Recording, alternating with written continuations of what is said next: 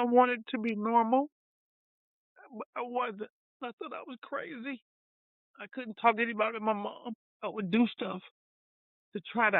I started smoking weed to try to, so I wouldn't have to see it or think about it. I tried drinking. God kept blocking the addictions. Every time I tried to start to do something, He just kept blocking it. So I was crazy. Thought it was crazy.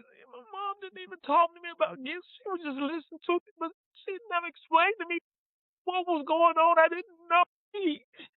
I tried to commit suicide so many times that I ended up in a crazy house for 2 weeks. And the doctor said, "You are not crazy. You are highly intelligent." And I said, "Well, if I'm not crazy, what's wrong with me? Why am I seeing all these spirits and these demons? Why am I having these dreams of all this stuff that's supposed to happen in the future that comes to pass? Why is it when I talk to people, I can hear their thoughts? Why is it when I stand in front of people, I can see the sickness and disease in their bodies? Why? Why can't I just be normal? I don't want to see. I don't want to hear. I don't want to know. I just want to be a normal human being." But I never was. I never was normal. Tried to date a bunch of guys. I tried everything I could to escape it, but I couldn't. It was so bad. Walking around with this burden on me. This. Why I didn't want to see no demons. I just wanted to be a teenager. I just wanted to be a kid. But I wasn't just a kid. I was born with like this. It was horrible, and I wouldn't wish that on nobody. That's why I tell people, if you have a child that has supernatural gifts or anointings, pay attention to your child. Don't make them feel bad about themselves, but listen to them. Pray for them.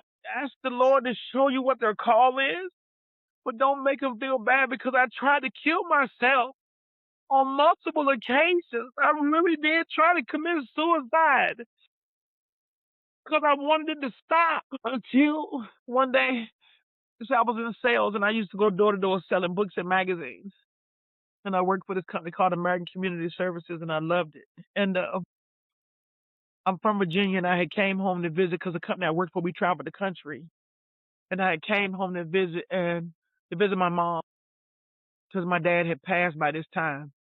And my sister Diana, she was in the house, and everybody knows the Queen loves to read. I love to read. I'm a voracious reader. How I was when I was in school, I was a straight A student. I was an honor roll student. I was a teacher's pet. I was perfect attendance. I was always the one in the class that had my hand raised, wanting to answer the question, and teacher would tell me, "Queen, get somebody else a chance." But anyway, I was home, and she went outside to the car, and she came back with a book in her hand, and it was a book called The Revelation of Hell by Mary Kay Baxter. And I read that book. I absorbed it like a sponge absorbs water. And at that moment, I started to understand what was in me. That's when I knew that it wasn't from the devil. That's when I knew.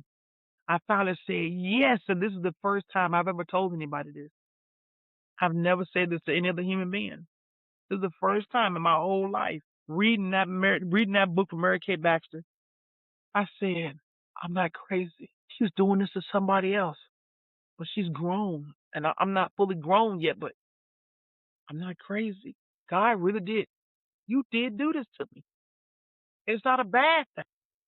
I still didn't understand, but I didn't hate myself anymore. I didn't think I was stupid or crazy, or I didn't think I was Looney Tunes." I said, because how in the world can I be hyper intelligent and be able to absorb this much information and be crazy?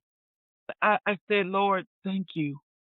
Because that book changed my life. It started to turn. My life started to turn after I read Mary Kay's book. And when I learned about hell, and I said, "This is it. Now I get it.